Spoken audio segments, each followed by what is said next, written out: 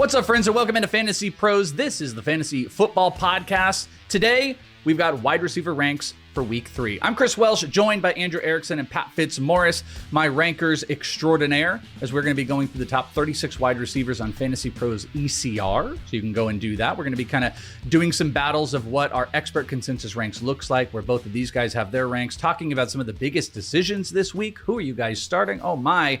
Erickson, there are some big decisions in the wide receiver front and a lot of changes, a lot of variations that are happening going into Week 3. Well, that's because all the quarterbacks are hurt, right? It only took 2 weeks for us to lose, I think, 4 or 5 starting quarterbacks. So that's obviously going to have a lot of implications on their top pass catchers.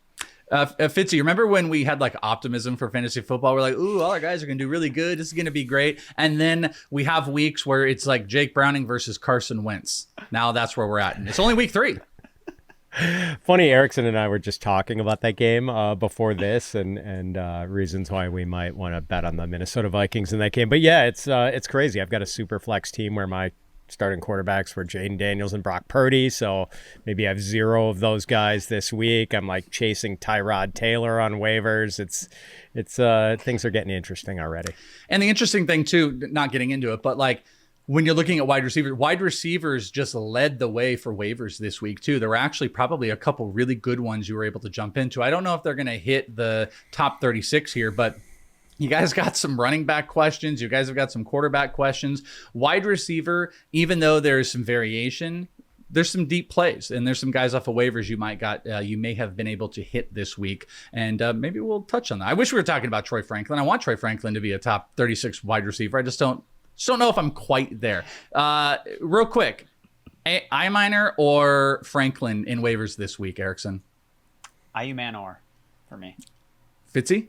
Yeah, I-Manor. I just think he's a better prospect, and he's only got 1 fewer target than Calvin Ridley right now. Boy, I hate his name though. I wish he would just call himself Bill. Like, just give me just Bill. I just butcher that name all the time, but he is awesome. All right, we're going to talk about the top 36. We're going to go in tiers with our groupings here. But one of the things we like to do at the wide receiver episode here is give a shout out to the people that we're ranking. We have a weekly ranking contest. So when you guys look at the ECR, that is all of our rankers that are in, putting their ranks in for that week. And each week we have an accuracy contest. Well, this week, shout out to number 1, Jamie Calandro, if I'm saying that correctly, from Rotoballer, finishing number 1. Patrick Thorman from Establish the Run finished 2, and Jacob Gibbs from Sportsline finished 3. Shout out to those guys. But we've got a couple FP people we've got to give some highlights to. How about Kelly Kirby? Top 5 in the ranks this week. Kelly's a monster. Our bro D-Bro finishing top 20 with 16. This isn't a flex at all, but I may have finished higher than both of those fine gentlemen over. I'm not proud of it. I'm not proud of my rank, but this is probably the only week all season long that I may have finished higher than both of you guys, after you guys were both top 20 last week. So no big deal or anything, Erickson. No big deal. Yeah, I mean, you're going to have to scroll very, very far down to find where my Week 2 rankings were. So I'm just looking to put it behind me and bounce back here in Week 3. Sam, you referred to us at the top of the show as rankers extraordinaire. I think Erickson and I were rankers ordinaire in Week 2. But you guys are still this is an off week for you guys, or that was. We're going to pick it back up this week. These are the guys that you want to trust, but also, again, shout out to D-Bro and Kelly for rocking that, and shout out to all of our rankers that take part in the contest, and we will take a look at what that looks like in next week's show. Before we get started, we are talking wide receivers, so I want to give you guys that are watching a chance to win a signed Jamar Chase Bengals jersey for free, courtesy of our friends over at pristineauction.com. All you've got to do is head to fantasypros.com/contest, complete the form, then either download the Fantasy Pros app, leave a review for the podcast, or follow us on X, Instagram, or TikTok at Fantasy Pros. And guess what? The more stuff that you do, the more entries you can get. We'll be announcing a winner on the podcast near the beginning of next month. So if you're watching on YouTube, be sure to subscribe and turn on them noties there, Erickson, so you can be alerted when new episodes are up and claim your prize for that big old wide receiver. I don't know if he's wide receiver 1 anymore with Jake Browning there, but we can kind of have that argument. And that takes us to the top 12 wide receivers, which you guys can follow at fantasypros.com/rankings. This week, it is not Jamar Chase as we look at the big board at number 1. It is CeeDee Lamb in the consensus ranks. Jamar Chase is number 2, Justin Jefferson 3, followed by Malik Neighbors, Puka Nacua, Nico Collins. That's your top 6. Amon-Ra, Jackson Smith and Jigba, Drake London, Brian Thomas, Zay Flowers, and Devontae Adams. That is your current top 12 as we are doing this. And one of the more interesting takes here is really not Jamar Chase, though I would love you guys to intertwine this in.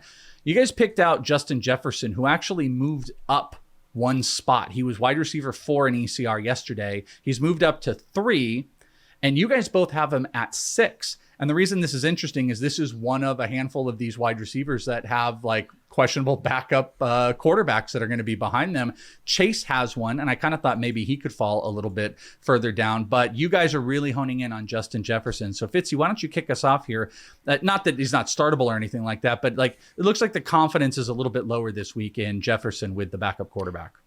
Maybe just a smidge, but wouldn't it be sort of funny if Justin Jefferson went off with Carson Wentz at quarterback after 2 somewhat quiet games with JJ McCarthy?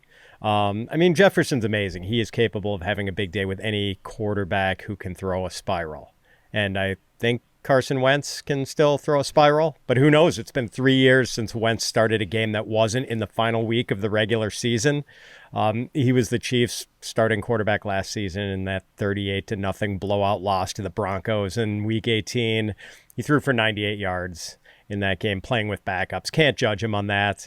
Wentz started for the Rams in their final game of the 2023 season and threw for like 163 yards, 2 touchdowns, 1 interception. He hasn't made meaningful regular season starts since 2022 when he started 7 games for Washington. And he had 300-yard games in 3 of those 7 games and multiple touchdown passes in 3 of those 7 games. So just kind of hard to tell what the Minnesota offense is going to look like against the Bengals this week with Wentz at the controls. The Vikings are down a couple of offensive linemen, so it's pretty hard to confidently predict a big game for Justin Jefferson, but he is Justin Jefferson after all. Erickson, is your like dip in confidence? I'm putting words in your mouth a little bit, like putting him at 6. I wonder, or I assume there's like a little bit lack of confidence. Is the maybe lack of production confidence similar to Jamar Chase as it is to Jefferson? Do you think there's a similar like drop off at all, or do you guys have those? Do you have them both like wildly different? Like you're just fine with Browning and Chase, and there's a little bit more of a question with Jefferson.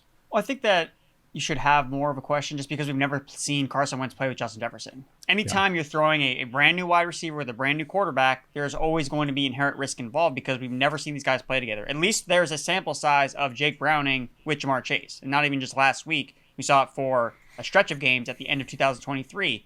And we've seen Browning, okay, he can be functional. And even in the last game we saw, I mean, Browning was just like, Chase. Like every target seemed like was going to Jamar Chase. So he clearly knows where the bread is going to be buttered in this offense, and his name is Jamar Chase. So I feel a little bit more confident with that in particular. But if you want to try to kind of invite the volatility of Jefferson, well, why can't Carson Wentz be an upgrade over J.J. McCarthy? You look at the Minnesota passing game through 2 games, 32nd in passing efficiency with McCarthy under center. It has not been good. Basically, they've had 1 good quarter of passing, and there was that 1 big play that Jefferson made on Sunday night. But besides that, the passing game has been very lackluster. TJ Hawkinson is on the milk carton. Where are you, TJ Hawkinson? Just can't be found with JJ McCarthy. But with Carson Wentz, I think that maybe we get some juice, a little bit more of a boost overall from this passing game. Now, that doesn't necessarily mean Jefferson has the massive game, but maybe other guys, and they're just more efficient overall. And that's because Carson Wentz is a veteran. One of the reasons why I just had trouble buying into McCarthy right out of the gates was he was an inexperienced quarterback. He didn't take a lot of dropbacks at the college level. And Kevin O'Connell, if you look at all the quarterbacks that have had success in his offense, a lot of them have been older guys, like veteran players that have been in the league for multiple seasons, whether it was Sam Darnold, whether it was Kirk Cousins, Nick Mullins, when he was with the Vikings. Like he was going out throwing for 300 passing yards per game at the end of the season when Kirk Cousins got banged up. And Jefferson was very productive over that stretch. So given that Wentz has familiarity with Josh McCown, who's the quarterbacks coach of the Minnesota Vikings, former teammates in Philadelphia, given that he spent an entire season with the Los Angeles Rams, who that's where Kevin O'Connell comes from, the Sean McVay offensive tree, I wouldn't be surprised if we just see a better overall offensive environment from Minnesota against the Bengals, especially against the Bengals. Like, we're not afraid of that defense in any capacity. So Yeah, I really like the take, by the way, that like I've kind of been baffled. Like McCarthy hasn't been good. Like it's not even a question. So getting a veteran quarterback in there, maybe it can play like Daniel Jones a little bit. So like any like massive drop or concerns people might have with Justin Jefferson, it might not be warranted. But to your guys' point, like we just don't know yet. Like that's the big thing we got to find out. This was not on the sheet, but I just want to ask you guys real quick. There was a part of me that looked, and there's this like Nico Collins, Drake London, Brian Thomas underperformance thing that's kind of floating out with some people. I'm starting to see a rise in questions. The one of those three guys that stands out, and I just want to get a heat check for both of you, is Brian Thomas, specifically because Brian Thomas has got Houston this week, and you got a Stingley effect in here. It has not been good. There's this little wrist issue. There's a lot of drop balls. Obviously, there's some volume. Fitzy, is there any hesitation with Brian Thomas? Because the other two guys, yeah, they think there's been some underperformance, but I wouldn't like highlight the matchups as a problem. Not only is this a matchup problem, he's underperformed, he's dropped, he's got the wrist thing. Is there some hesitation with Brian Thomas for you at all, Fitz? Not to play him. Well, where I'm ranking him, yes, there's hesitation. Should he be in the top 10 or not? I guess you can make a pretty good case that he should not be. I've got him right now at wide receiver 10 myself, but he was so good last year. Sure. Like I just have a hard time believing that something has fundamentally changed with that. And I know it's weird that he's kind of like, shied away from contact, as a lot of people have pointed out. And maybe the wrist thing is really bothering him for that to be the case. And maybe there's just not the degree of chemistry with Trevor Lawrence that there was with Mac Jones, which is strange. But yeah, I mean, like I'm starting him. In the leagues where I have him, I'm starting him, no question. But like, am I a little bit nervous about it? Yeah. Yeah, I'm not trying to necessarily advocate that like we don't start Brian Thomas, but Erickson, do you think like we should be maybe a little bit more worried than we are? Because on paper, if you were to put it to like, I know we have this like uber talented player, but if you took it down a notch to like maybe a lesser, like in the teens or something, and then I say, okay, well, this guy has a wrist problem. He's pulling up on balls. He's dropping balls, and he's got one of the worst matchups you could have this week as far as a cornerback setup. Like, don't you think that's something we should be more concerned about? I think we would probably take a lot of those things as a justification to drop a player, but this is Brian Thomas. So is there any like hesitation or worry going into this week for you, Erickson, with Brian Thomas? I also have moved him down a little bit in my rankings just because of all the reasons you guys outlined. I don't think you can just completely ignore that and just say, well, he's really talented, so he's just going to be wide receiver 10 this week. I think it's justified to move him down a couple spots, but not enough to where you're going to outright bench Brian Thomas Jr. And look, he's a good player too. Like, remember, when you face a number one cornerback, like you still get opportunities. Like the last 2 weeks, it's not like Devontae Adams and Mike Evans have been completely shut out. Like Sure. They've been making plays and watching those games closely. Like Derek Stingley was getting put to the test against Adams and Mike Evans, both guys who are older 30-plus year wide receivers. So I think that this is a big game for Brian Thomas Jr. to show, well, are you the next big thing? Can you beat Derek Stingley? Because he's been going up against 30-year-olds the last 2 weeks. Like, come on, man. Like, you're supposed to be the next superstar at wide receiver, so it's time to step up. So I think that they're going to make it a focal point to, hey, Brian Thomas Jr., he has 19 targets the last 2 weeks, 6 catches for 50 yards. Like, eventually something has to give here where he has to generate a big play. He doesn't have anything downfield yet. So, look, Trevor Lawrence has shown the last 2 weeks, like, he's not afraid to just, like, chuck it. So, I think the volume is going to be there. He knows he needs to step up and make big plays for the Jacksonville offense to be productive. So, yeah, continue to roll with Brian Thomas Jr. And if he sucks again, then you go buy low because it's not going to be Derek Stingley every single week. And we'll be able to look back and be like, okay, well, it was the Stingley matchup that did limit his production a little bit. But I think that he's still one of the better buy lows to making trades. One of the interesting things, though, is Travis Hunter does have one of the highest design percentages of any wide receiver according to fantasy points out there. So, what are the things that are going to break? Do they end up pushing a little bit more into that? They already design a lot of plays when he's out there, but he's only in like 11-man formation. So there's a lot of just weird stuff that are with it. From a ranking perspective, maybe there's more of a worry than there's a start perspective, but I had a feeling some people might have some questions about that. All right, let's go to our wide receiver twos. Wide receiver twos starting at 13, we have A.J. Brown, followed by Ladd McConkey, DK Metcalf, Garrett Wilson, Marvin Harrison, Mike Evans, Deebo Samuel, Rome Odunze comes in at 20, Teteroa McMillan, Emeka Egbuka, T. Higgins, and Jamison Williams. That's our top 24. Let's start with A.J. Brown. A.J. Brown here at 13, just missing the cut, but both of you guys have made a commitment that he is still a top 12 wide receiver starting. I hate the lack of passing offense that this team has. This was always my issue with the Eagles. It's not to say that Brown and Smith aren't like crazy talented. It's just the usage that's out there. It really makes me feel like it's going to be a struggle for AJ Brown to be a top 12 wide receiver. But Erickson, you've jumped in. You've got him at wide receiver 9 this week. So wax on AJ Brown for us. I think your points about the environment and the lack of passing for the Eagles is definitely the main concern. But I think you have to look at the last 2 matchups that they've played. Playing against the Dallas Cowboys and playing against the Kansas City Chiefs. So that Chiefs game was a defensive slugfest. It was not a high-flying offensive scoring affair from either side. And the Eagles know that when they're not being pushed by the other team, they don't need to be aggressive on offense. They can just feed the ball to Saquon Barkley, play defense, and win the games. They're playing the Rams this week. The Rams team that probably should have beat them in the playoffs last season. A team that feels like they can beat the Eagles. So if we're more of a situation where, now the Eagles are down 10 points to the Los Angeles Rams, now we actually have to use our really talented wide receivers. And I think that last week was at least encouraging from a standpoint of AJ Brown getting more involved. Again, not like week 1. He had 8 targets, 36% target share. Now, the numbers are not gaudy with just 5 catches for 27 yards, but it's not like AJ Brown looked like he was injured out there. I know that there were some concerns about his hamstring injury he was dealing with in the offseason. He looked healthy to me, and he had over 100 yards in one of the last games they played against the Rams. He played twice against them. One game he had 100 yards. The other game he was not nearly much as involved, but he had 7+ targets in both of those contests. And there's still a chance that Dallas Goedert doesn't play. So you're condensing the target share into just A.J. Brown and Devontae Smith. The Rams are down Ahkello Witherspoon. He got hurt last week, so they're down another cornerback. So there's a picture where this is a ceiling game for A.J. Brown, and I'm going to be very frustrated if I leave him on my bench after just 2 weeks where the Eagles weren't nearly as pushed as they could be here in week 3. Yeah, there's kind of the same thing that goes on with Brian Thomas, where it's like, yeah, I don't know how you bench him. That's the frustration. It's like if you own AJ Brown, you're kind of stuck with it. How do you not put him out there? So the comment by Erickson about like leaving him on the bench would be frustrating. I think it is pretty impossible to do that. It's just the lack of production stands out. But you're kind of in the same boat. You don't have him quite as high, but you've got him higher than consensus. You've got him at 11. So what do you want to add on AJ Brown? Yeah, I mean, I'm just forging ahead with aggressively ranking a great wide receiver above consensus. And our friend Jacob Gibbs of CBS at Top 3 Ranker last week, he noted that A.J. Brown had a league best 38% route win rate last week, according to Fantasy Points data. And so there are really no issues with A.J. Brown himself. It's just a matter of the Eagles jump-starting their passing game. I realize things haven't looked great for the passing game under new offensive coordinator Kevin Patullo, but it's been 2 games. And Patullo has been the team's passing game coordinator since 2021. He was around for A.J. Brown's back-to-back 1,400-yard seasons in 2022 and 2023.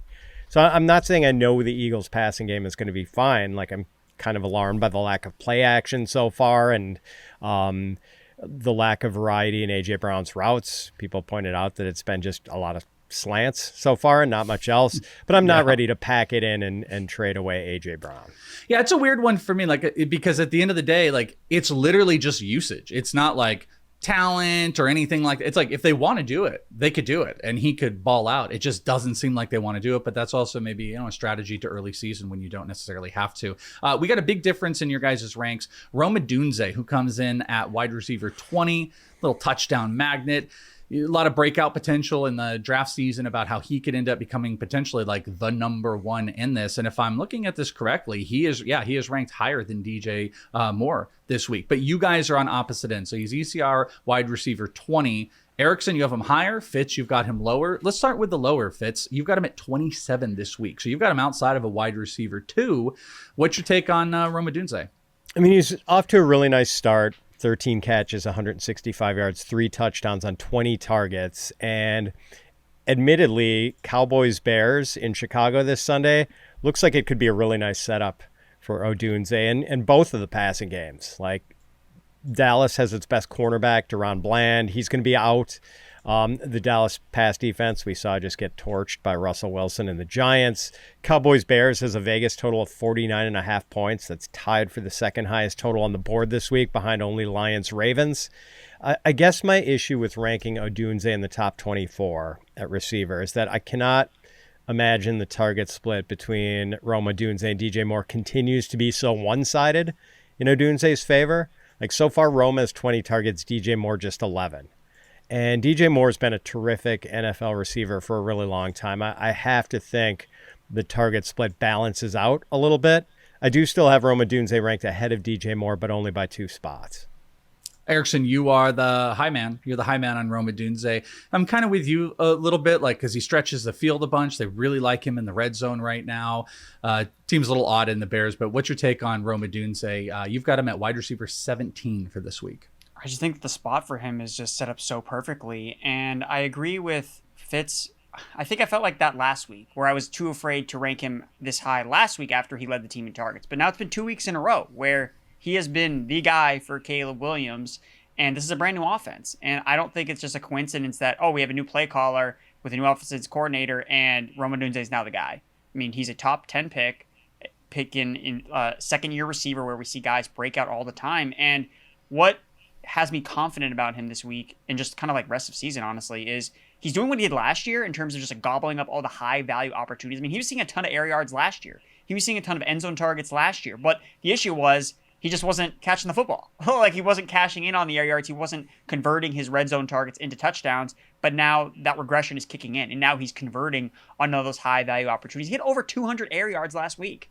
So even if the targets are more flat, the targets he's getting are better for fantasy football. Like, so even if we do see DJ Moore a little bit more involved, which I'm honestly not as convinced, because I like DJ Moore, but throughout his NFL career, I don't know if I would ever say, like, DJ Moore, he's an alpha. He's an alpha number one. Like, he goes out and just demands targets. I would say that he would not fit that category for me. Whereas Odunze, he looks like an alpha to me. Like, he was an alpha at the college level with 2 strong other wide receivers in that college offense. And in year 1, despite Keenan Allen and DJ Moore being there, he was a rookie, and he still commanded a lot of high-value opportunities. So I think that we're starting to see a guy just go on a full-fledged breakout. And in this spot against Dallas, just terrible defense, I want him in my lineup.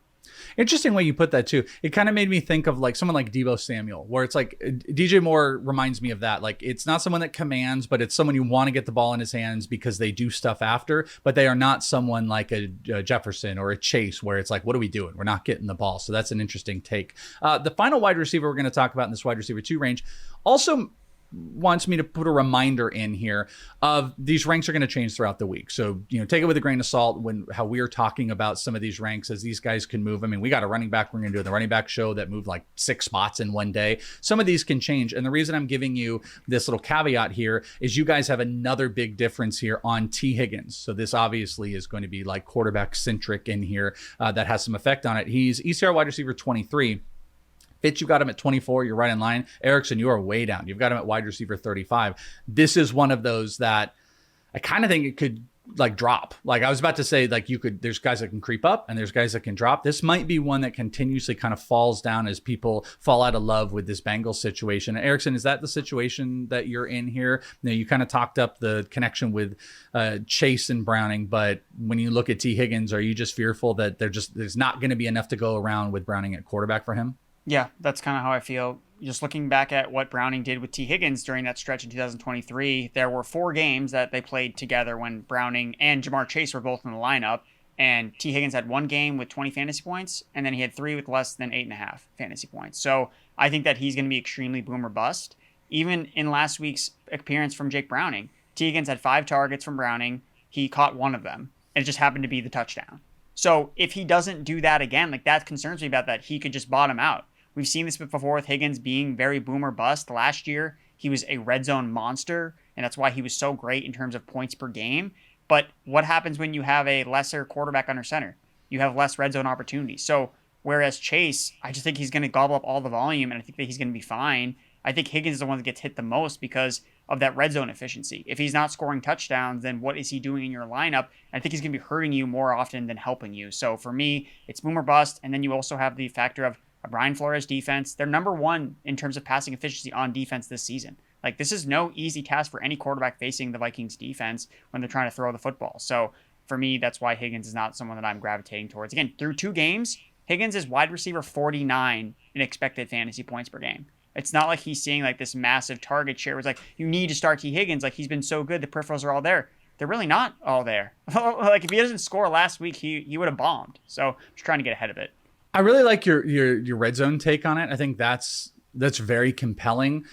Fitz, you tell me if this is theory, though, because something I walked away from last week with T. Higgins is that if I'm a defense with Browning at quarterback here, I'm shutting Jamar Chase down. I mean, obviously, like every team wants to do that, but maybe more than ever, the running game hasn't quite been great. You've got a lesser of a quarterback that's out there. I would feel like a defense more than ever would say, we're going to make you beat us now without Jamar Chase. And that is maybe like a push for T. Higgins. It's theory.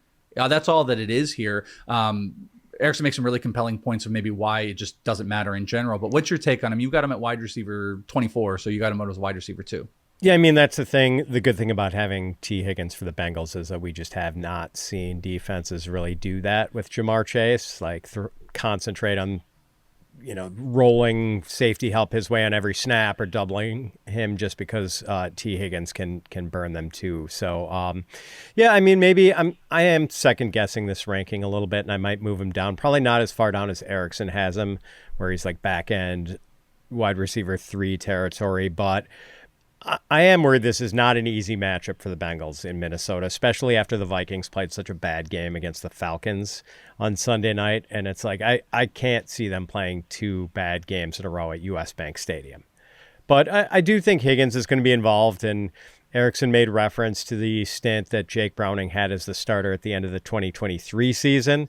Higgins played in 5 of those games, and over that stretch, he was wide receiver 25 in half-point PPR scoring. Now, Erickson did point out that one of those games, there was no Jamar Chase, and that was one of the bigger games Higgins had over that stretch, so that should probably be accounted for too. But I think Higgins can still work with Browning in the lineup. So I think probably in most cases, people are still going to play Higgins, but I don't know, maybe if you have the luxury of like a lot of high-end firepower at wide receiver, you might be able to sit Higgins. Yeah, and one final expansion on what I was talking about with the theory talk there is that one of the things that differed a little bit from Burrow to Browning was that Browning just threw to Jamar Chase. And that's kind of what I'm getting at. Like Burrow, you felt like he could go in any spot so that you couldn't have that honed in concentration. It seemed like Browning was just locked in on Jamar Chase. And I wonder if that's where that theory locks in a little bit, where it's like, because you clearly know that he wants to go to one spot, one read, bam, that opens up Higgins. But again, it's just all something that we can monitor. And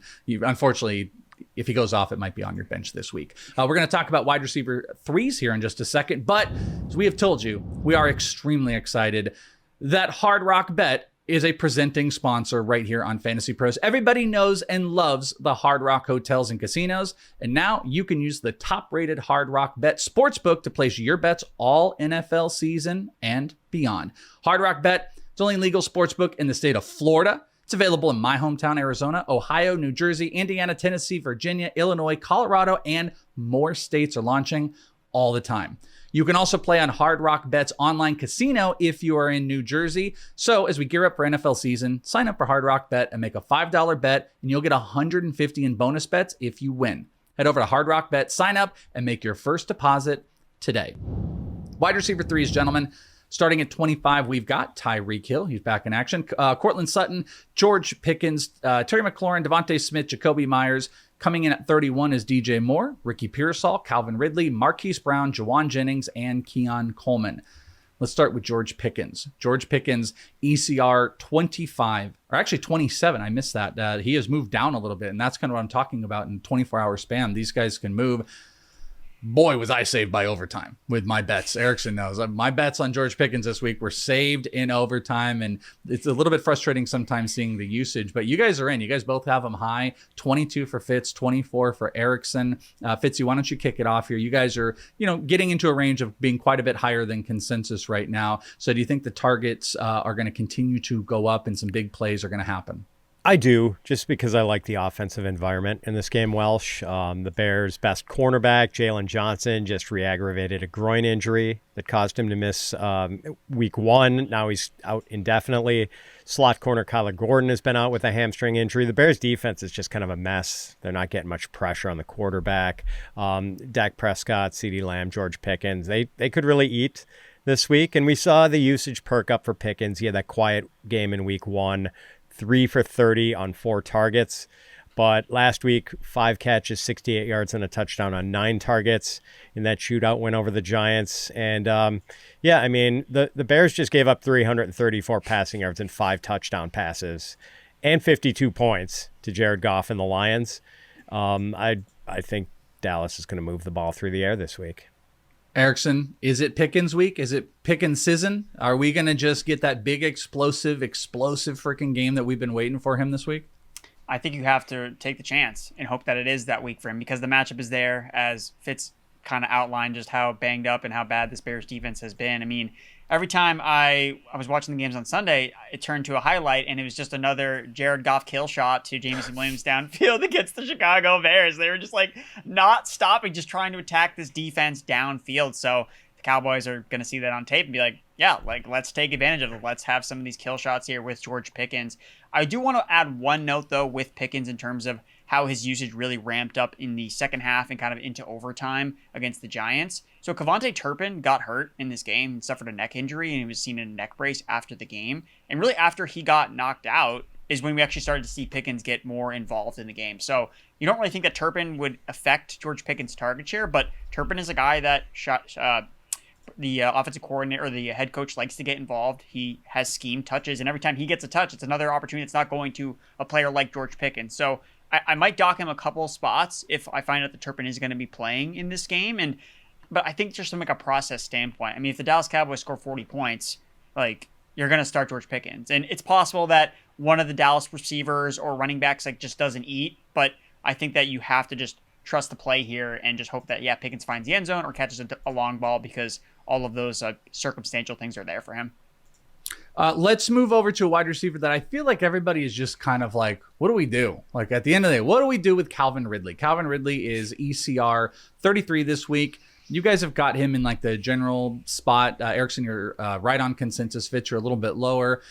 I like his putting some questions in just overall. I feel like there was more optimism about Calvin Ridley through the first 2 weeks. I think that's kind of waning. But Erickson, you tell me, should it be waning? Is it justifiable? Is he on a watch? I mean, you don't have like a super aggressive ranking of him, but let's talk about Calvin Ridley this week.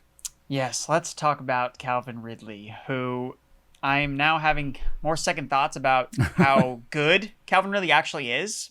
Because in draft season, the theory behind the play was great value. Going really late in drafts, should be the number one target on his team. Yes, week one's going to be tough against Retain. Okay, we'll give him a pass. It was a tough matchup. But then week 2 comes, it kind of seems like more of the same. Just like him not really stepping up, making big plays, even though he's seeing targets. Meanwhile, you have Eli Manor, the rookie, a day 3 pick, making like highlight reel after highlight reel of catches. So if I'm Cam Ward, who am I gravitating towards going the ball to? Is it the veteran guy that continues to kind of like underwhelm, or this really exciting rookie that makes play after play and catches my first touchdown pass after this just insane off-script play where I'm throwing across my body? Every head coach says, don't throw the ball. Cam Ward's like, don't care, throwing it, touchdown. It was like Madden. It's just like you're throwing a crossfield. It's the most Madden play I've seen in the NFL in 10 years. And it almost always gets intercepted. But, I mean, if it was Ridley, it probably would have been intercepted. But it wasn't. It was Eli Manor, and he ended up catching it. So I think that he just is still in that wide receiver 3 conversation. I think that we're in a situation where I don't think you need to necessarily play him. I think it's okay to like wait for him to like, let's see him start to connect more with Cam Ward. I think the matchup is kind of like neutral against the Colts. I don't think that their team is, you can't throw on the Colts. I think that they definitely can. But I mean, I don't think the gap between Ridley and Eli Manor should necessarily be super massive just after 2 weeks. I mean, the targets have been pretty even across the board. Eli Manor's seen a lot of air yards in this offense. In terms of expected fantasy points, Ridley's wide receiver 32, Eli Manor is wide receiver 42. So I think that Ridley's wide receiver 3. I think that maybe you can probably find a more upside type of play, but I think he's going to see targets. He's still the number 1 on paper, but we'll see if that continues. Even though it was kind of justified, I would like public credit for not putting the 49ers wide receivers on here, even though I think we should have the discussion. So due to me getting all of that credit for not putting on them, Fitz, what is your rank of Ricky Pearsall, Juwan Jennings, and Calvin Ridley? Oh, okay. Let's see. I have... I almost wanted to get your don't look at your rank and see versus what you put on there. Like what's your instant reaction when I tell you those 3 names? How would you rank them out? Yeah, I think right now I have them all really close together. I have got Ridley Ricky Pearsall, wide receiver 34. Calvin Ridley, wide receiver 35. Juwan Jennings, wide receiver 37. So all three separated by 4 spots, and Chris Olave jammed in there in the middle. So, and like Ridley, I'm still optimistic. He has a 25% target share so far, which is good. But Cam Ward isn't exactly force-feeding Ridley, as I thought he might, because Alakai Manor has been really good. He only has 1 fewer target than Ridley so far. Tight end Chigo Okonkwo only has 4 fewer targets than Ridley. And I don't really fear the Titans matchup against the Colts this week, but Cam Ward hasn't had a 200-yard passing game yet.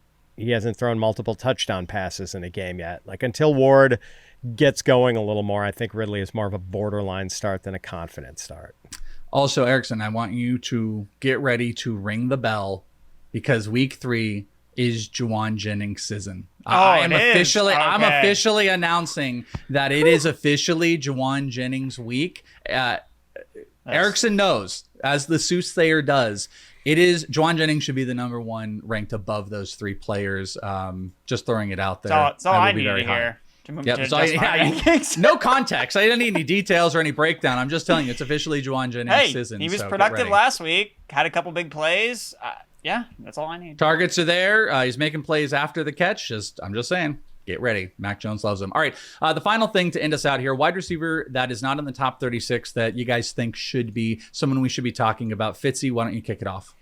Jaylen Waddle. I've got him at wide receiver 32. His ECR is wide receiver 38, I believe. We do have to keep an eye on Waddle's status. He was a limited participant in Tuesday's practice with a shoulder injury. If he doesn't practice on Wednesday, that might not bode well for him playing in the Thursday night game against the Bills. But I know Waddle's been held under 50 yards in his last 4 games against the Bills. But in most cases, I do think you should be starting him this week if the shoulder isn't an issue. Erickson and I have just been Waddle advocates for a long time. He has a career average of 2.05 yards per route run, and you don't average better than 2 yards per route run over 4+ NFL seasons unless you're a really good receiver. I hat tip to Tyreek Hill, too. I've been kind of writing him off. He looked pretty good. He got back involved. But Erickson, I think you're going to tag team with Fitzy here, and you're going to go with Jaylen Waddle as well. Yeah, I think that he deserves to be in this spot here, but I have to say that I'm not nearly as confident ranking him here. And I just moved Juwan Jennings ahead of Jaylen Waddle because I'm trying to almost find guys to play ahead of Waddle because I'm terrified of playing him on Thursday night because, to the point, this shoulder injury. Waddle, love the guy, think that he's a really talented player, but he does not play through injuries very well. Like, minute he gets nicked up, He gets knocked out of the game, and then I can't imagine just like watching the game and then he gets knocked out and Thursday night and then I have to sit a 0 on my roster heading into the weekend. So that's one of the things I'm concerned about with Waddle. The thing about the Bills, when he's played at Buffalo, he's never had more than 4 catches. So what is the ceiling case for Waddle? And I would argue if last week is the ceiling case, because last week he was teed up. Like, Patriots defense is terrible. He cooks the Patriots year after year. We got 56 yards and a touchdown. Like, or excuse me, over 63 yards and a touchdown. Like, was that the ceiling game from Waddle with this offense? If that's the case, I think that I'm more afraid of the floor bottoming out on Thursday night for Waddle than actually buying into the ceiling, because if last week is like the best we're going to get in this current state that the Dolphins is, now if they trade Tyreek Hill, it's a different conversation. So that's why Waddle for me is scary. I still have him in my top 36, but I'm trying to find guys to potentially move ahead of him, and I'm already bracing for my Thursday night questions of Waddle versus who, and really trying to, okay, do I think this other guy has more upside? Then I'm probably going to go with that player, or even guys that have potentially a higher floor. So like you said, you brought up Juwan Jennings. Sick.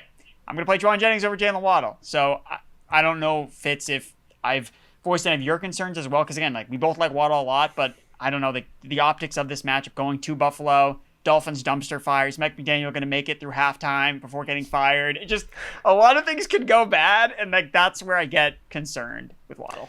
Yeah, it's the what really convinced me, Erickson, is your scenario of having to dwell on a bad Jaylen Waddle game for several days before Sunday. So yeah, that might influence me a bit.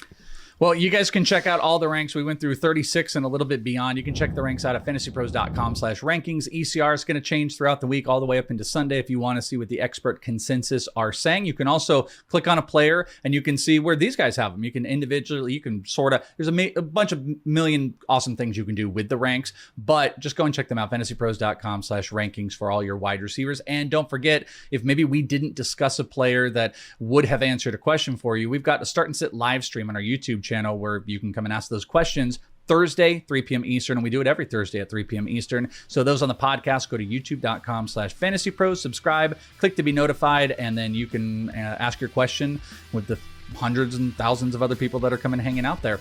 That's going to do it for the wide receiver ranks for week 3. For Pat Fitzmaurice and Andrew Erickson, I'm Chris Welsh. Thank you guys so much for hanging out with us, and we'll talk to you next week right here on Fantasy Pros.